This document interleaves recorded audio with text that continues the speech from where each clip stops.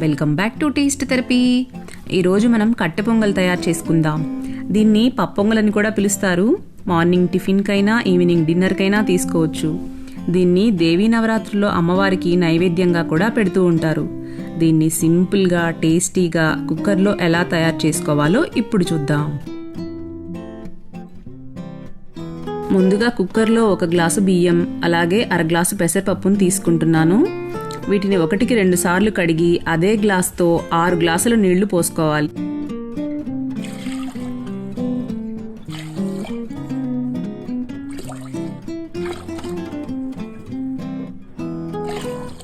అలాగే నేను కొంచెం పసుపుని వేసుకుంటున్నాను. పొంగలి తెల్లగా రావాలి అనుకుంటే పసుపుని స్కిప్ చేయొచ్చు. అలాగే రుచికి సరిపడా ఉప్పు, 2 టేబుల్ స్పూన్ల మిరియాలు వేసి 5 విజిల్స్ వచ్చే వరకు హై ఫ్లేమ్ మీద ఉడికించుకోవాలి. పూర్తిగా చల్లారాక ఓపెన్ చేసి చూద్దాం.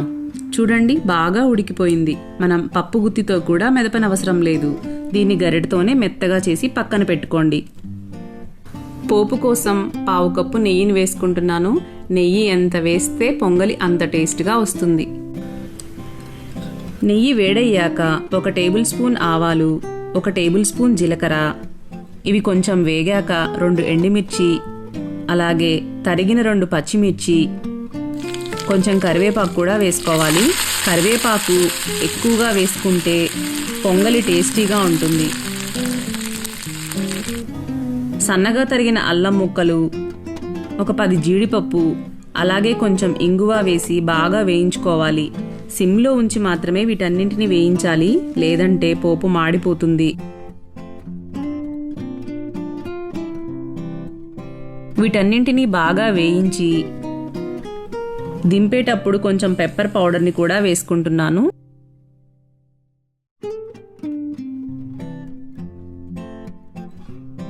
వీటన్నింటినీ బాగా వేయించి స్టవ్ ఆఫ్ చేసి పొంగల్లో వేసి ఇలా బాగా కలుపుకోవాలి. దీని టేస్ట్ రెస్టారెంట్, హోటల్స్ కంటే మించి ఉంటుంది. మార్నింగ్ ఏం టిఫిన్ చేయాలో అర్థం కానప్పుడు ఒకసారి దీన్ని ట్రై చేసి చూడండి. ఇది పల్లీ చట్నీతో లేదా సాంబార్తో ఎలా అయినా తీసుకోవచ్చు. కడుపు కూడా ఫిల్లింగ్గా ఉంటుంది. మీరు కూడా ఒకసారి దీన్ని ట్రై చేసి ఎలా వచ్చిందో కమెంట్స్లో చెప్పండి. బాయ్ అండి. ఇంకొక వీడియోతో మళ్ళీ కలుద్దాం.